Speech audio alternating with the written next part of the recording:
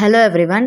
Tasty, yummy and healthy జొన్న Java ఎలా చేసుకోవాలో చూద్దాం రండి. దానికోసం 2 స్పూన్లు జొన్న పిండిని నీళ్ళల్లో కరిగించుకోవాలి. లంప్స్ లేకుండా, ఉండలు లేకుండా కలుపుకొని పెట్టుకోవాలి.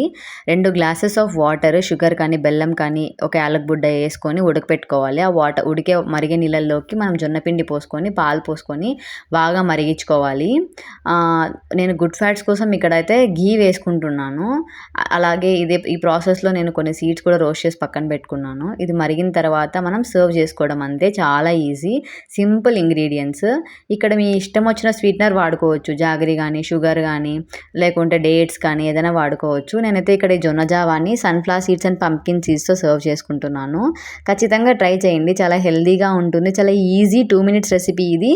అండ్ చాలా ఫిల్లింగ్గా ఉంటుంది. చాలా టేస్టీగా ఉంటుంది. I can assure the taste అనమాట. ట్రై చేసి ఖచ్చితంగా కామెంట్ చేయండి. Do subscribe for my channel for the healthy recipes.